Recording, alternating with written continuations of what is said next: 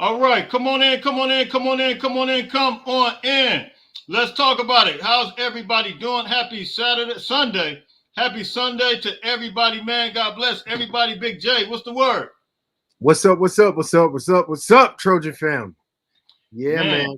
Yeah, man. You see, I got my glasses on. I still got my Louis V's on because the future is still bright. I just want to remind you, and I'm not no like cheerleader, rah-rah type of guy when it comes to being realistic. I'm hopelessly optimistic. That's what I will say. I'm an extremely optimistic person.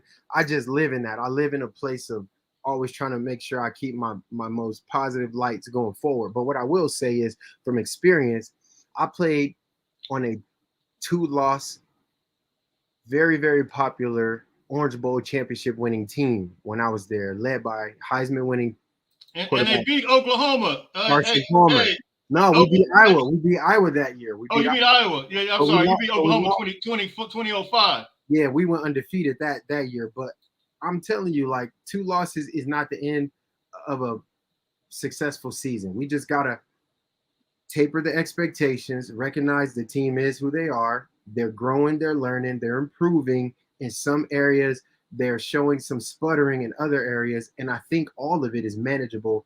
And maybe now, without the burden of trying to make the college football playoff or be undefeated, maybe we can release some of the tension that I think was on display from play calling, from execution, dropping passes, fumbling the ball. Like we haven't been doing that for 2 years. So the fact that these things are showing up just lets you know that there's a little bit of anxiety and the pressure of like the pressure of performance and the burden of winning.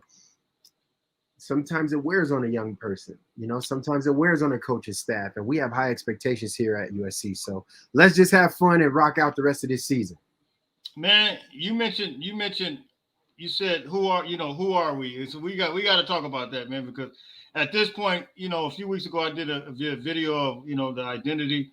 Who are we? I mean, do we have an identity? Like, I mean, what it's hard to kind of pinpoint it because each week it seems as of late we've been getting some different stuff, man. It's like a Cracker Jack box. You open it up, man, and you just pull that gift out, and you just and from an offensive perspective, we don't know it seems like one week to another where we getting, man. So it's like from a Lincoln standpoint, um, you gotta wonder, man, like what type of adjustments will be made Mm-hmm. because right now, man, the Trojan fan base they absolutely just lost in the sauce. I mean, I was lost Yeah, in the sauce. I can't lie to you, man. I mean, it hurts. yeah, it was hard. It was rough just to see it like that. No, it hurts. It hurts because we care so much. It hurts because we do have such a high expectation of excellence, and that's what makes us Trojans. Is the fact that we bleed cardinal and gold. And the thing is about those colors. And I've shared this before, but cardinal is the color that represents blood. It represents family.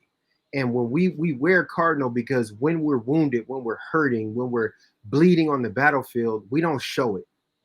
The opponent will never know when we're hurt.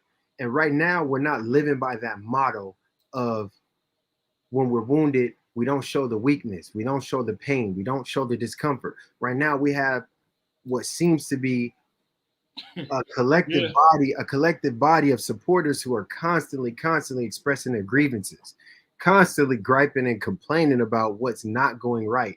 Even when we were winning, we had this same temperament. So we need to reshape and reshift our mindset about how we choose to support. We don't have to support blindly and just take crap. We don't have to take crap effort. But what I'm seeing is an unfinished product that's still not quite where it's going to be. So the cardinal is so we don't express all the level of discomfort that we've been showing when we're hurt on the battlefield. The gold is because that is what we strive to accomplish. Every person wants to achieve and receive the gold from the fruits of their labor. So let's give these young men their flowers. Let's stop whining, complaining, talking about what's wrong, and start to try to be a little bit more solution oriented so that we can get a collective mindset about the goals that we have to accomplish for the rest of the season and moving forward. You're going. Here's the deal, because you will complain and force your way so much so that you get the opposite result that you're looking for. Because if you show people that you're ungrateful for them, They no longer Yes. feel Yeah. alliance to you and allegiance to you. And the truth is I personally, I'm not ready to see Coach Lincoln Riley feel like he's. Well, let me. Hey, Jay. You said there was somebody that asked me a question. Yeah, They said in my chat today. They said, Jay.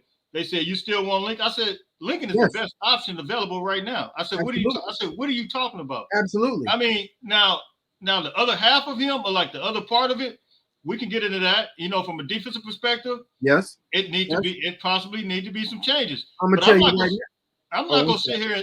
I'm not gonna sit here and say it's time for Lincoln Riley to go. Lincoln Riley still is one of the most innovative, young-minded, accomplished more than a lot of guys at a young age. Than I mean, a lot of them. I mean, you name it. You can true. go down the list and name them.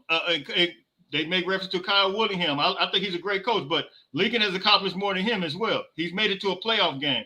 So you got to look at it from that perspective, man. I mean, I know it's so easy to get lost in the sauce, but from that aspect, I think we got one of the best coaches right now. Now he's made some questionable decisions. Yes, I'm gonna say that.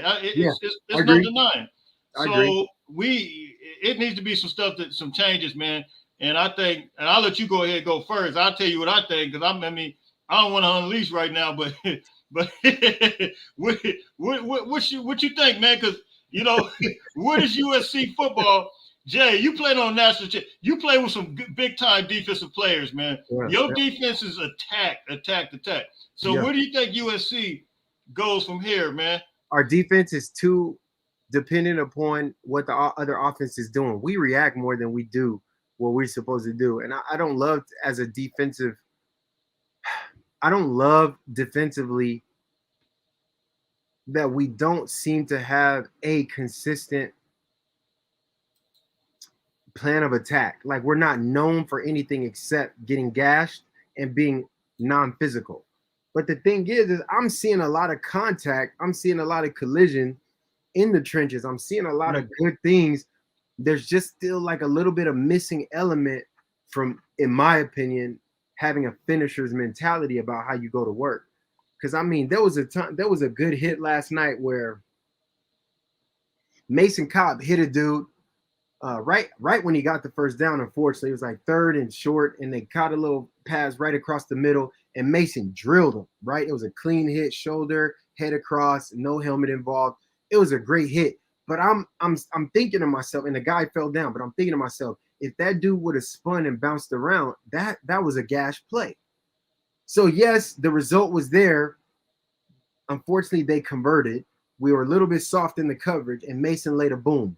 But if Mason would have wrapped that guy and held him up, other players could have came and got more hats to the ball, and we could create more turnovers if we hold guys up and wrap them up. And that's the That's what thing, I'm man. wanting to see more. That's the thing. I feel like, and I will maintain this. It seems like the defensive line, for the most part, all those guys, even Dejon Benton, he did his thing yesterday. Yeah, Solomon strongest part of our Berg, team. yeah, Solomon Berg continues to do his thing. Jamil Muhammad still, and Bear does what he does. By the way, that wasn't a targeting penalty on Bear at all. No, it wasn't. That was the most ridiculous thing in the world. But once it starts getting into the second part of it, which is the linebacker, and then moving somewhat to the secondary, that's where it seemed like the wrapping up issues. Those guys, those D line guys, don't seem like they have issues wrapping up, man. I mean, do you see it that same way? No, it seems like our front does what they're supposed to do for the most part. I just think that, man, I'm not understanding schematically why our defensive ends are always seemingly crashing in. It's like we never have a strong edge, and I don't. Well, it gotta be the scheme though, Jay. Right? We gotta talk about it. I'm not defending the scheme anymore because I've seen it enough to say, we don't have a true edge. We don't have a true force player that's specifically designed to keep his outside arm free, funnel everything in, and compress things into the middle. Like, that was a play where you could see where our edge defender had an opportunity, and unfortunately, it was for Anthony Lucas. That play, it was third and long. The quarterback or the running back, I can't even remember who it was, got outside, and our force defender, he dove at him, but he just got outrun to the sideline, and it just was like, gosh, man, like those are the types of plays that you would expect guys with the skill level that we have to be able to keep that inside, and they can't just get a soft corner on us, just like the most critical run at the end of the game. We broke contain. The quarterback scrambled to get in field goal range, and that was the game. I'm like, those are the fundamental things that we just don't do consistently enough for me to feel very comfortable with what we're being taught, or at least how we're executing scheme wise. And I'm judging as someone that's on the outside looking in. Yeah. I don't know what these young men are being taught. I don't know anything. I don't know what Coach Grinch is teaching them. I do know this. Coach Roy Manning is a brilliant coach. I know Coach Sean Nua is a brilliant coach. Absolutely. I know that we got a really good sound defensive back coach in Coach Dante. Like, you know, I don't know so much about how Odom is teaching the linebackers to move and scrape and etc. I don't know what's going on with our safety play, but like those are the two questionable positions to me. Usually, it's usually like last line of defense, safety work, and linebacker work where I see most of the discrepancies. Yeah, same here. So, that's what I see. And then yesterday, I don't know how you feel about this. Looking at Braylon Shelby drop back and try to get that running back, that was like, couldn't believe it. Twice. It got to be a better way. Yeah, that's a scheme issue, and that's not the type of play you put a player like that in. Even though Braylon Shelby, he wasn't playing with bad effort. He was running as fast as he could possibly run. Right? Like, he's a freshman. I mean, but that's a running back. That's a running back, and you got an edge guy, outside linebacker guy, and you can't expect that running back he was pretty big and he was fast, but you can't expect him to go out there in coverage like that, man. I mean, my thing is after we've seen this over and over and over again, we've seen the same type of play. I think one time we seen Anthony Lucas out there. It was Anthony Lucas, and I'm thinking like, okay, we've seen that one time. Why do you consistently put those guys in that type of situation to where they lost in the sauce? I mean, that was a loss. I mean, like seriously though. It's not the defender's fault. That's what I'm saying. No, and that's what I'm saying. It's not his fault. So to me, it's a schematic thing. Miss Bird, how you doing, by the way? Hey, Miss Bird. And so it's like, okay, what are we gonna do about this? Yeah, you know what I mean. Well, at this point, you got to really evaluate your defensive coordinator. Hey, that's what it is. And my thing is this. Lincon, I believe a lot of people keep saying they're making reference to, and I'm just going to address it right now. I addressed it the other day, but making reference to Lincon going to the NFL. Look, I just don't. I personally, I don't see it. He's getting $100 million contract, and he's making some good money. I mean, some NFL coaches don't make what Lincon is making right now. Of course, you guys already know the 2 houses that were bought in Oklahoma, the property in LA, and then so it's like he's doing good. But my thing is legacy for your legacy. You gotta change. You gotta do something. I mean, that's kind of where I'm at with it, man. And Jay, I don't know how you feel. USCJ is that I'm at that point. Yeah, I am. I'm there. I'm at that point. No, I'm there. But here's what I do have faith in. I have faith in the youth and the adaptability of a coach as brilliant as Lincoln Riley. I really do. Yeah, I have faith that he's young enough to bright future. He's young enough to integrate the right pieces. And the fact is I believe intrinsically we've been behind the 8 ball. All right. You guys, I'm not going to make an excuse. I'm just going to speak facts. We still don't have the depth pieces. We still don't have the coaching pieces, not all across the board. Like, he rushed into this job and had to bring in people that he was familiar with who could run a program based on the urgency that was required. I think now going into that back half of this season and then going into a new year, I truly feel that there are going to be some changes that have to come. You said truly. Because, you know what? Yeah, it has to be. Hey, Sam Cooke said it best. I was born by the river in a little tent. Ooh. Hey, it's been a long time coming, but I know a change gonna come. Hey. Oh, yes, it will. I don't know what that change gonna be, but it's been too hard living with this defensive guy. Hey,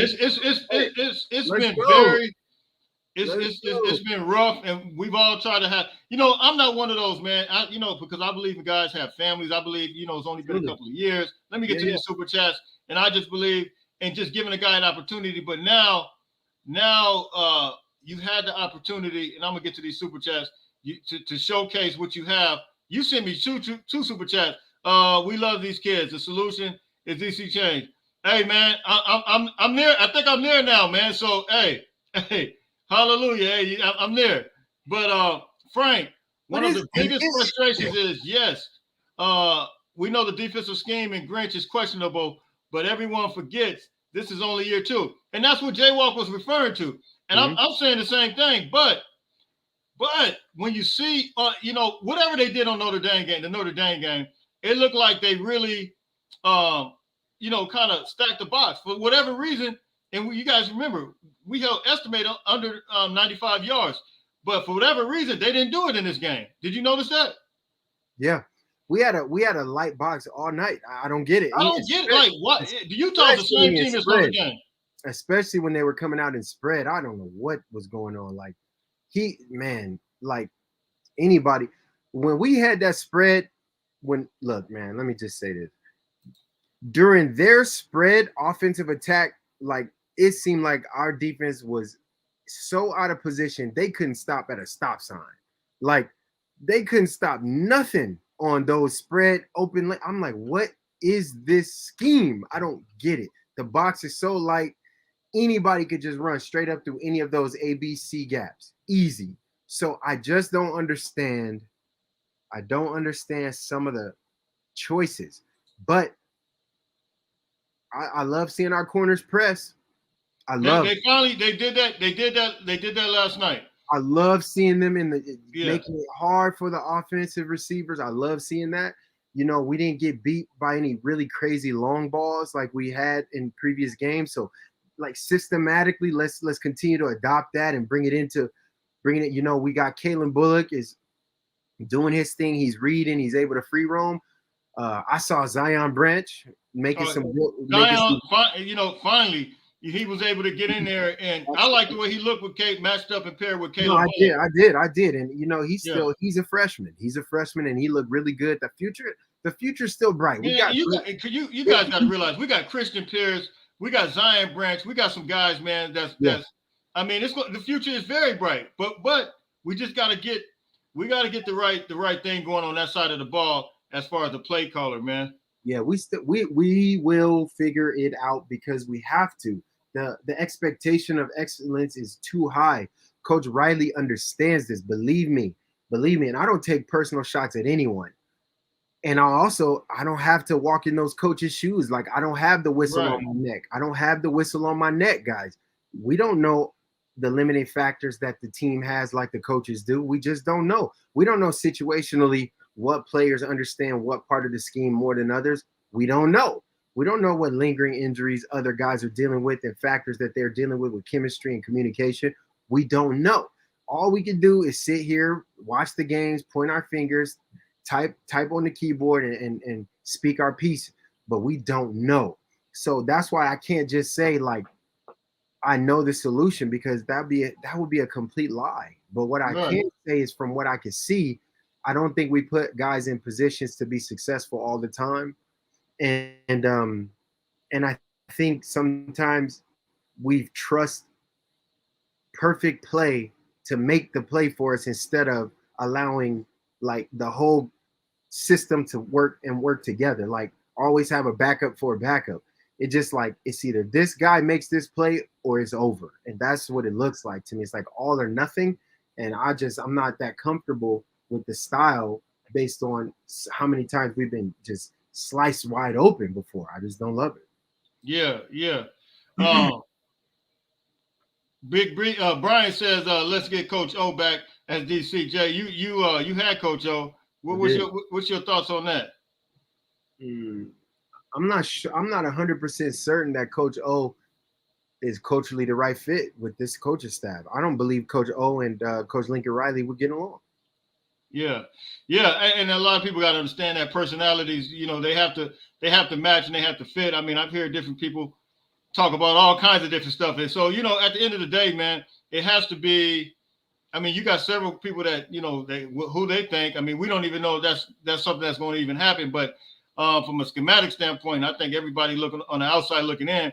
I've even heard a lot of ex-USC players, man, several of them. I think some of them are kind of fed up as well. But when you look at it, Utah versus USC, Utah was only averaging 21 points a game, and they gave up 483 yards last night. They had the ball for 34 minutes and 42 seconds. We had the ball for 25 minutes, and so they controlled the clock. And really, we'll flip to the other side of the ball real quick. But 483 yards from Utah when they've been averaging like two something. That's kind of with the quarterback who walked on. Now, people talk about walk-ons. Walk-ons, sometimes, in my opinion, just guys who will overlook. It just depends. So I can't really focus on the walk-on aspect, but what I can focus on is the aspect that these guys weren't putting up a lot of numbers, and now they did it against our defense. That says, that has bad scheme written all over it. You know what I mean? What you think, Jay? I I think we're right. I think you're right. It's funny to actually think of this, but yesterday during the game, it was right before halftime. A friend of the show, Gixer Squid, called me on my cell phone. Gix, and he said, "Hey, Jay, I just want to say this because I was thinking, like, how does this game look to you?" And I said, "Yeah, I'm actually concerned. I think it's going to come down to the wire, and we're going to lose by a field goal." Well, you told me that. You said, bro. You said, what did you text me, man? I'll read exactly what you text me. You said, I think it's going to come down to the. You said it doesn't look good or something like that. And that was in the first half. I really couldn't even tell at the time. But you told me that, and I was just I could see because I could see all the adjustments Utah was making that we weren't. I saw every adjustment, and I said, why are we counter moving those adjustments defensively? And not just that, but defensively, I was like, why hasn't our offense found those one or two little holes in secret spots? Oh yeah, you said here it is. Yeah. You said, hold on for a bumpy ride. Our defense is breaking down. You seen it. You seen that, and I didn't see it at the time. It was the first half. I think we were still driving, and I was like, okay, but you said it to me before in other games. So, and man, you was right. You seen it, man. And so you see, you continue that. So I was on man, unfortunately, and I don't like to be right in those situations. I hope that I'm dead wrong, but I just said it looks to me because I saw the other coach making all the adjustments and I saw our guys still playing the same way. I said that, like, as a boxer, like, if this dude keeps popping a jab, like, you gotta parry slip, roll the jab, and throw, like, you gotta move a certain way in the middle of the fight. You can't just stick to your game plan. If your game plan if you've game planned for something that they're now adjusting for in the middle of the competition. So that's me as a perspective. Like, I don't know for a fact if that's what happened, but it's what I saw. And when Gix hit me up, I said, man, it's going to come down to the last second, and it looks like we might lose by a field goal.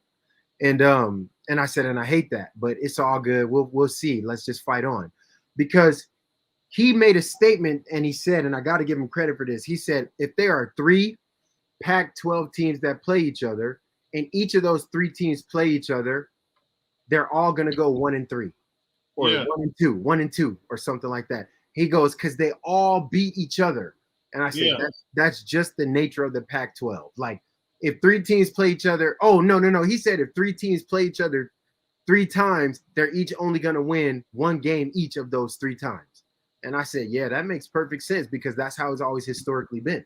Yeah. And it's just like, look at how close Washington, like Arizona State took them to the bloody nose border, just like Arizona did us the week before. Like, it's just the way the Pac-12 is created. And I don't care. It is the most competitive conference in the country. Always has been. And to your point, Jay, and I want you to kind of talk about this real quick.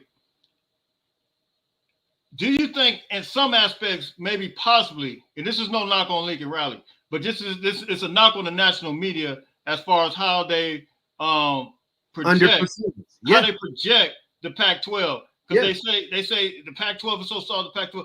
Look, we got multiple Lincoln Riley type offenses out on on the West Coast, Lincoln Riley was pretty much like the one that did it for the most part with the air raid. I mean, you see that Chip, Chip Kelly. I mean, he was there at Oregon. What Yep. you thinking about that? I do believe that Lincoln Riley may have been caught off guard with the overall skill and gameplay out here. I really don't think that these guys understand what it's like to play in a conference that's so deep. Like even Fast still, athletes, fast outside. The skilled every athletes are different. everybody in this conference are lethal. Everybody. The worst team still has Hall of Famers that are going to play in the NFL. The worst teams have guys that are going to be Pro Bowlers at the next level. And guys, and the quarterbacks, the NFL is saturated with Pac-12 quarterbacks. Well, and you just know that for West Coast quarterbacks anyway. Bryce Young, C.J. Stroud, all those guys that went to those different schools, man. And so, Jeff, thank you. You says our depth other than O-line is fine. It's coaching by Grinch. Hey, look, I'm gonna say this: the O-line actually played very, very well last night, opposed to how they were playing at Notre Dame. But our freshman class, I'm telling you right now, those O-line, I mean, they're decent, very decent. And once they get mature, they're gonna be okay. Eleni Noah, Michael Benuelos, Amos Talele, all those guys. I mean, they're gonna be straight. I truly believe that. I believe that. You got another super chat. Why can't? Hey, thank you for the super chat. Man, Why can't they take the J-Rod, yards? you crushing it. Yeah.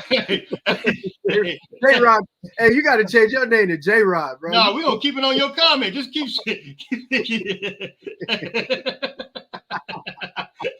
Hey, thank you, man. Hey, why can't they take the yards with the run or the underneath? Hey, listen, man. You guys already know. I've done videos this week about it. I said the key to the game is run Marshawn Lloyd. Marshawn Lloyd had a great run. He had a great run against Notre Dame. He had a great run against Arizona State. Arizona, for whatever reason, I don't know. I think that they just cannot help themselves as far as that. And I'm not sure how much control they give Caleb. I mean, you want to speak on that? I just don't know. I don't understand because running the ball is where we always find the most success. So I don't know. So I mean, here's the question I want to know. We had a team like Utah who's number one in all these categories, right? Rush defense, pass coverage defense. And then all of a sudden, we run the ball, we're effective, and you get away from that. I mean, explain that one.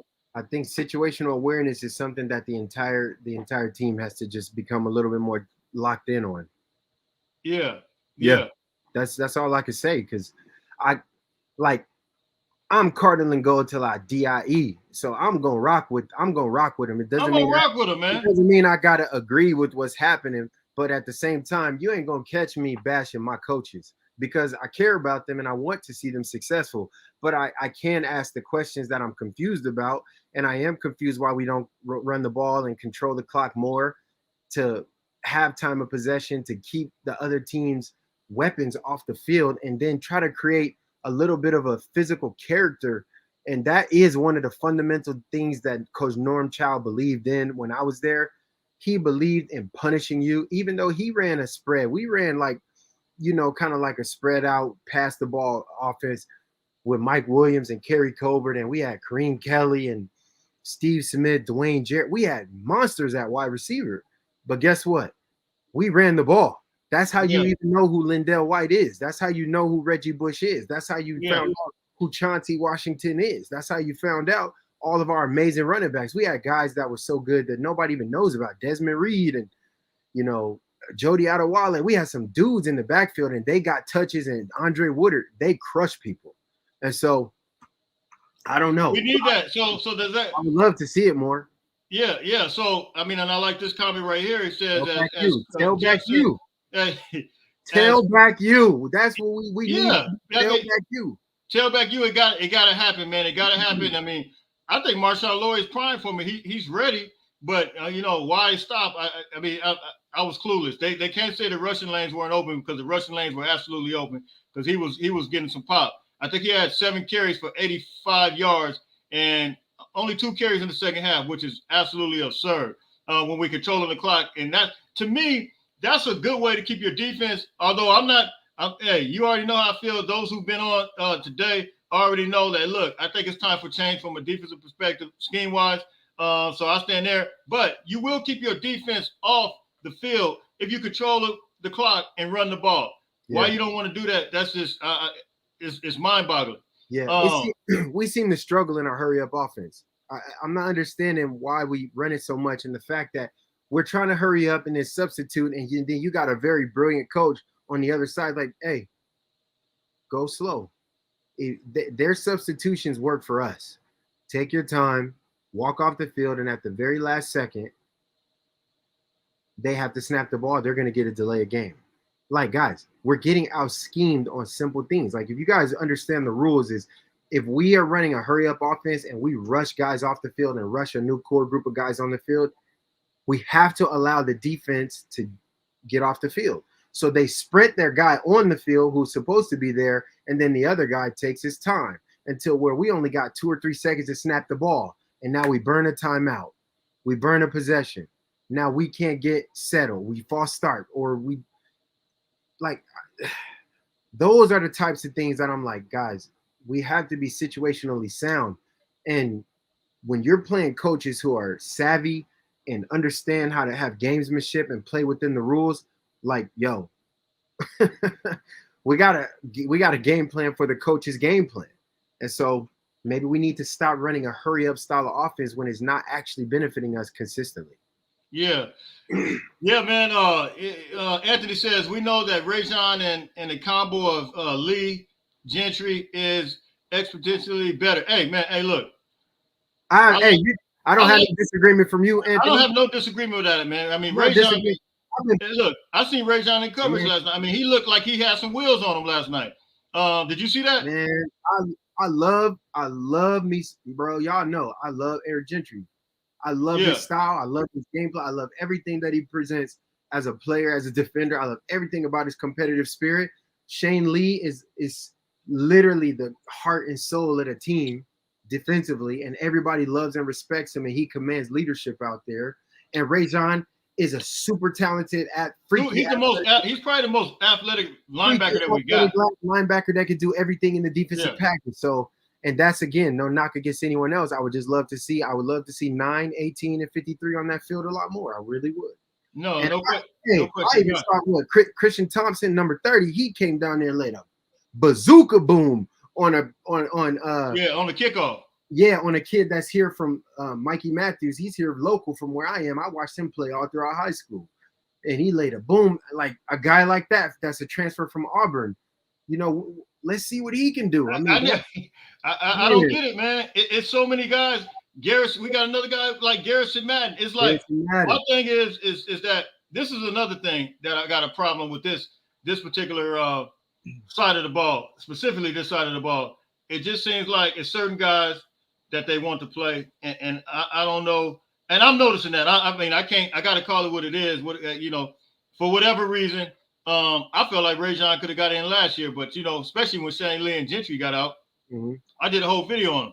Anthony says it looks like our other defenses can get in position or make plays, adjustments against our offense. Why can't our coaches? Well, the scheme is totally. Hey, thank you, Anthony. The scheme is totally. Kashin, what's up? The scheme is totally different. Utah, I don't even know what they run. They run like a 4-4. What do they run? They were running traditional 3 linebackers. They weren't even using a nickel package. They were not. They were using their standard linebackers against our speedy receivers. Yeah. They did not bring in an extra dime or nickel back. That's crazy. And they was wearing us out with a quarterback spy who was athletic and could move. And they was beating us with a traditional 4-man passing rush. So I like to feel that our offensive line played well, but honestly, I don't know that they did. I saw Caleb collapsed in the pocket way too many times. I saw Caleb have to throw off platform way too many times, and he's missing some of the throws that he's been consistently making over the last season and a half. And I think it's because now they're sitting back in these passing windows, and they know that we like to run deep crosses towards the sideline, and they're just sitting in those zones and just waiting for the receiver to come into those zones. Well, so we're gonna talk. Yeah, I want to talk. Let's see. HR, my 60-year-old uncle with hip replacement will probably.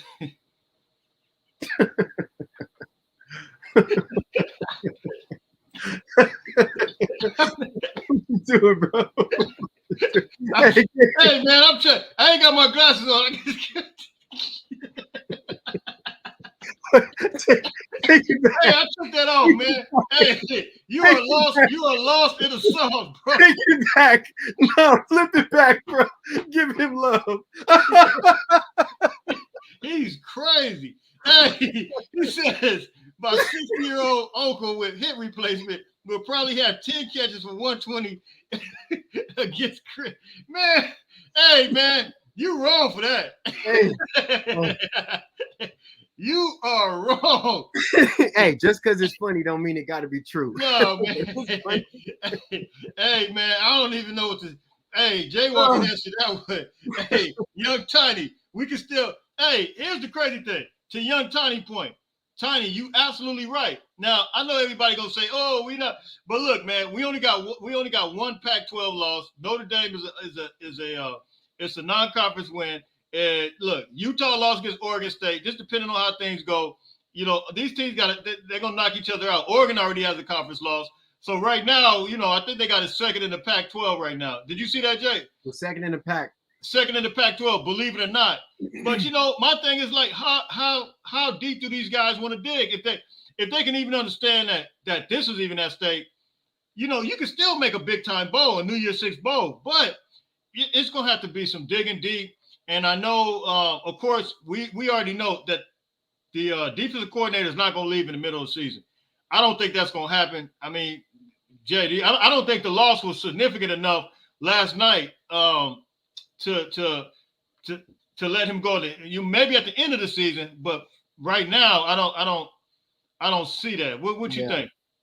Yeah, it just doesn't make sense. You know how much pressure you put. One, that's not fair to Caleb. That's not fair to anybody, any of the seniors. It's not fair to anyone that's still like so committed to fighting. It's not fair to the players because you need consistency, even if it's not the type of consistency you want. You still need a level of consistency to have the highest level of productivity. So like, it's just not fundamentally or even like ethically sound to try to do that unless there was some type of egregious like scandal or some crazy violation or something that underpass. But I just don't know. We have enough evidence to know that our defense can be competitive when we play well, and we know that we struggle to stop a nosebleed when we don't do well. And that's not all players. That's not all coaches. It's a combination of both. But I'm tending to lean more towards scheme, putting players in positional disadvantages versus the athletes themselves feeling comfortable with making the right play. I feel like our defense are uncertain about so much. Like it was evident when like Christian Roland Wallace was like screaming and doing jumping jacks in the red zone, like telling everybody to watch out for this motion and screaming because guys are out of position and dudes are running and zipping and zagging. And then you don't have another vocal leader out on the field. Like it truly hurts us that Max Williams is not out there telling everybody where to line up along with Kalen Bullock in the secondary. Like Zion's amazing, but I don't know if he has the awareness and the communication skill of a fifth-year senior like Max. Max loss hurt us. It hurt us, and you could tell we were out of alignment a lot. Yeah, Lamont, he says it took Utah's DC 3 series to figure out what USC wanted. I slightly disagree with that. I think it started with Arizona. They played the same type of all of them, and that was to your point talking about the crossover routes, Jay. I think it took Arizona, Notre Dame, and now we see Utah all did the same thing, and I just don't know where the creativity as far as our play calling is to really be able to beat that style defense. And I said it earlier, run the ball. Jay, you had anything you want to run the ball, man?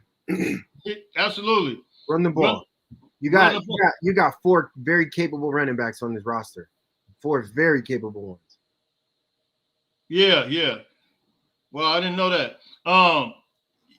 JT Daniels at Rice has more passing yards. I don't think we could compare those same competition. Now I do know they play some Power Five schools. That man, please. Hey, are you comparing JT Daniels with Caleb Williams? Never. I mean, seriously.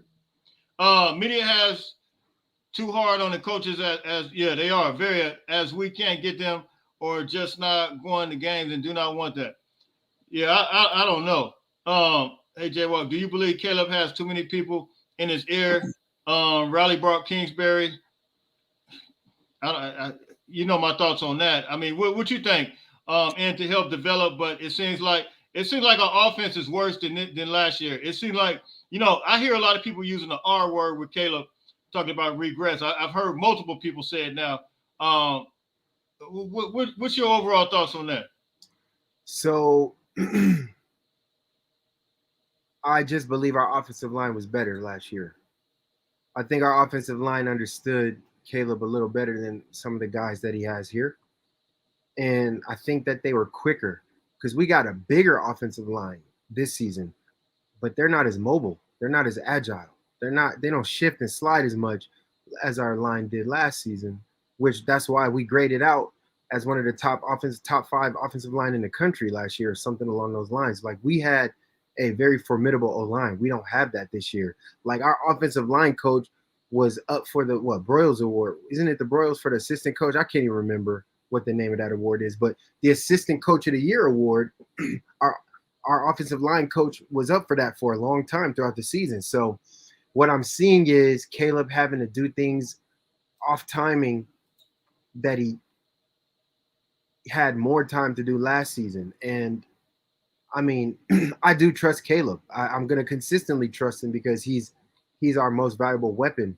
And so there could be a possibility that there's a lot of coaches in his ear. I don't know that to be true. I can't even speculate on that. What I will say is I haven't seen an exponential jump in productivity or execution now that we have Coach Cliff Kingsbury there. So I No, don't not know. at I all. don't It know. doesn't look. I don't know what all. I mean, you've been around analysts. I mean, what they just analyze. I mean, but what did it? How much input do you think they have? I mean, what's your I think thought of that? every staff has a different way to use their pieces on the chessboard. Personally, I haven't seen him up front in the media. I haven't seen him take responsibility for I just anything. see him on the sideline. I barely see him on the sideline. You know, I see him on the sideline, but that's pretty much it. And he's like super enigmatic, just like our other defensive analyst. You know, Greg Brown. I I don't. haven't seen I don't even know. I mean, where is he at? I haven't seen him either. So like, there's all these like phantom personalities that we're supposed to add so much value that we're very optimistically hopeful for like the collective contributions of all these brilliant minds.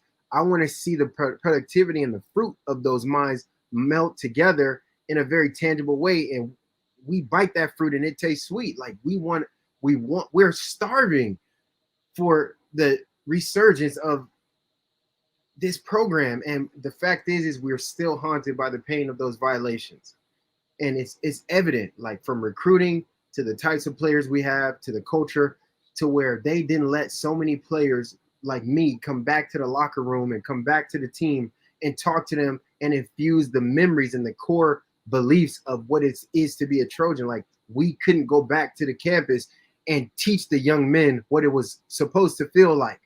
And so now we're starting to get that back together. And I know Lincoln Riley is not from USC area rather. Like he grew up watching me play. Like Yeah, we're yeah. we're we're pretty much the same age. So while he was a competitor, I was playing at SC at the same time. So how can you actually understand in fullness about what it's like to be a Trojan from a cultural perspective? So I just think we're missing some of the fight on culture guys building into this program the DNA, like teaching them who Marv Goo was, teaching them about the ancestry of USC. Like it felt like to me in the Notre Dame game, like the players didn't fully understand what Yeah, that I feel what brought you're about. saying. I mean, you got So fans. You got fans that know that stuff, man. you understand what I'm saying? Yeah, So I like, know exactly what you're saying. so that's what I'm saying. I think we just need USC Trojan type coaches that teach Trojan type standards, and they're working towards learning that. And it's a Well, new. I mean, and me and you talked about this. I mean, the recruit that we just got, Isaiah Rubin. He's a I baller. out of Los Alamitos.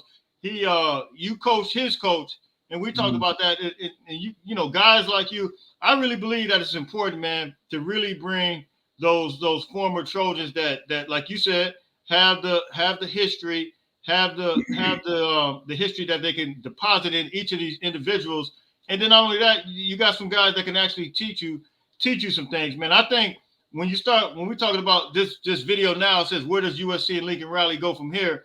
Not only do we talk about the staff from a defensive perspective, I think I love Coach Sean Nua, Coach Roy Manning. I think those you know, and of course you know Dante, but I think that you need to get some guys, man, that's like yourself, Jaywalk. I'm giving Jaywalk a plug right now, but like yourself, man. That I mean, why not? Why wouldn't you have a former Trojan that got the experience? Hayes Pillard, Yeah. whoever, you know, Seward Cravens. I mean, Yes. why not? I don't want to, you know, you want to, I mean, that's what I think you're right, man. That's a great point. We need guys who you need the forefathers and the ancestors to come back, man, so you can borrow the strength of those ancestors. And like ancestors don't have to be people who passed on. They could be living testaments of what it was like and how to culturally build the fence around our program and like You bleed. need that because you don't know the history like that. You Correct. gotta have it. Correct. Like it would be timeless information for the university to call a guy like Mike Williams and say, hey, can you come back to the locker? Can you come back and talk to the wide receivers and the rest of the team? On a regular, man. Hey, Troy Polamalu, what do we have to do to get you down here? We don't need you to go and like gallivant with recruits who may or may not come here. We got players here right now who need your love, need your nurturing. Come and talk to them. Let's bring guys who really understand what to do. Like Lindell White, as polarizing as he is, he's a wealth of knowledge, and that dude was a Heisman caliber running back that had to play with two other Heisman caliber athletes. You feel me? Yeah. Like, but in all stretch of the terms, Lindell White was a Heisman caliber running back who played with Reggie Bush, who was at the time was the best college player in the country, who also was with the best college quarterback in the country with Matt Lyon. Like, we just had too many weapons. You're supposed to get the insights from those guys. You're supposed to figure out how did they build their bonds with one another? How did we fight so hard together? No doubt. Hey, Roy, he says, Ray from SoCal says, what are your thoughts? I totally agree, by the way. What are your thoughts on SC strength and conditioning? I think I'm connected. We're not getting hurt. We're not getting injured like we did. Yeah. We're not getting hurt. Like, what can you? They don't look exhausted when they play. They look out of position. They're not cramping up and falling over. They're not breaking all their bones. They're not blowing knees, and ankles. Not really. I mean, most of the injuries they're all contact related. The ones that we have is like soft tissue and bone issues from collision, not like non-contact injuries from just running and you pull a hamstring, right? And I think some of our players look small because of the scheme. It should be bars normally, bars and bear next to each other, opposed to, you know what I mean? Yeah. Maurice says, sorry, but Grinch got to go. Hey, thank you for the gift, Maurice. And Dante has to be removed as DP coach. Man, I mean, y'all going in, man, and relegated to only recruiting. You guys are entitled to your opinion. I mean, I respect your opinion, and hey, thank you for the gift. I'm gonna get to some of these, and we got to get out of here because I know my man Jaywalk got to go. Let me get out of here real quick. I'm gonna get some of these super chats, scrolling down to them. So Jay, moving forward, man. Hey, stop the FUMU. Thank you very much. I'm a bit depressed. What's a FUMU? Big bro, what is a FUMU? Oh man, hey man, I ain't got my glass. Hey, for you, hey, my fault. Hey, for those who don't know, I wear glasses. I don't like wearing them. That's why I'm all up on the thing. What is a FUMU? I'm sorry. Hey, I couldn't see. hey, bro. Hey, look, I wear glasses, man. Hey, I can't read. Hey, look. Hey, y'all, this is why I could never be on Sports Center. They will never. They, I need some contacts, man. That's why I be up here like this. Hey, hey, bro, they would never hire me. They would never hire me on ESPN because I will laugh. I'll be laughing. nah, man, I can't. It's crazy. He says I'm depressed by the lack of progress, and honestly, don't know if it's coaching. Hey, it's some coaching involved. I can say Yeah, that. it is. Utah Notre Dame out coaches. I totally agree. It is. Yeah. It's not the talent. I think we're more talented than both of those teams, but hands down, it's not even close. It's not even close. It's just utilizing that talent is the main thing, man. I mean, that's just what it is. I'm gonna get to Dante, Roland Wallace, and Damani. Yeah, they look good, man. I love. They both look good. They both held their own. Anything you want to say on that? The Man, opinion show. yeah, those guys balled out. I'm gonna tell you, They man. balled I out. want I want to give flowers to Zach Branch because that dang return put us right there. I love you, kid. I love you. If you're not an All-American at the end of this season, if you're not freshman All-American, freshman Pac-12 special teams player of the year, you need all that. That's you. You're him. You're Yeah, him. You are him. You know what I'm saying? Just like the world should know that. Kalen Bullock, All American again this year. I don't care what you yeah, say. He has been a downfield enforcer, and he's personally not giving up any touchdowns. Not really. It's on the outsides we've been beating those crossing routes that mostly, unfortunately, some of our linebacking core are letting things pass through their zones. All right. I got to give my flowers to Solomon Bird. he Another stay he stay balling, man. another sack, right? Another sack and doing this thing. And I just want to make sure the guys that really are showing up are doing it. Hey, Dennis Lynch, hey, bro, you was kicking them balls, bro. We need it though. We needed every one of those points you boomed. So I gotta make sure that the guys who are playing well understand it. Zion, for I think it was your first start at safety. Congratulations, man. You really did play well. You balled out, and you're uphill from here, man. It's only gonna get better. I just want to keep seeing our younger players get the development, and so we can keep getting better, man. Yeah. Yeah, no doubt, no doubt. So look, man, we wanted to come on for just a minute. You guys already know I will come back. Let me get to this real quick. This just get David. David Luna says Marshawn Lloyd only had, yeah, I mentioned that 7 carries for 86. Austin Jones had 5 for 31 for a total of 117. Why? Hey, I know you're coming on a little late. We talked about that, but look, hey, thank you for the gift. But look, they are lost in the sauce. We could have won that game by just running. Look, if it wasn't broke, then don't fix it. For whatever reason, they just stopped it, man. I totally agree with what you're saying. They stopped it, and it was crazy. Is Lincoln Riley? No. It's not even close. I don't look. It's not even close. I don't get it. Whoa, let me. So, hey, a lot of people have preferences on what they like to wear. Hey, man. Hey, That's whatever. how you judge, bro. That's how you judge, man. Yeah. Hey, so look, man. I'm out of here. We about to. I'm just going to make sure I get these comments. I'm out of here. Jay out of here. We about to. We will be back, man. We'll do a preview, man. But look, until later on, we just want to come in, tap in for a minute, discuss where USC football and Lincoln Riley go from here. Look, the future's still bright in spite of what everybody They thinks. get better. They keep improving, guys. That's where they go. Like, Hey, defensive coordinator, we know that we have to wait till after the season. For all those who think that we're not talking about that, look, we talked about it, and we'll wait till after the season to see what happens. But look, the future's still bright. The Pac-12 is still in front of us. Look, it's still gonna be go time, man. Jay, anything you want to say before we get up out of here? It took Coach Pete Carroll 3 seasons. 3 seasons, and he won a national championship. It took him 3. Why should we expect something different from anyone else? And Pete was arguably the greatest USC coach of all time. All right. He had a Heisman candidate, Heisman winning quarterback, some competent players across the board. We have the same ingredients. We just got to keep building. It took Pete Carroll 3 years, and I was amongst those 3. You understand? And here's the deal. Next season, the playoffs extend to 12 teams. All right.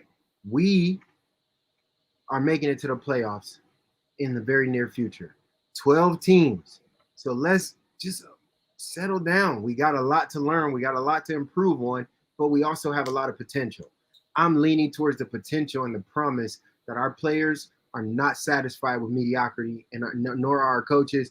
And I believe Lincoln Riley has the level of coaches' acumen and awareness to recognize what has to be done. Yeah. Yeah, man. So look, until later on, Jamie, what's up, my man? Until later on, look, Riley is still the guy that we want to the playoffs 3 times, 3 highs. Yeah, hey, and that's why I told everybody, look, man, I'm not done. I feel like, hey, man, you are lost in the sauce. I love Riley, man. Hey, he a 49er fan. He's lost in the sauce. Big time. But hey, I'm high on Riley. We need to get the defensive thing straight, and it's gonna call for regime change on that side of the ball. I believe that's where we at now. So look, until later on, everybody stay blessed. Me and J-Walk, we out of here, man. Until later on, fight on, fight on, fight on. Right on. Much love. Love you guys.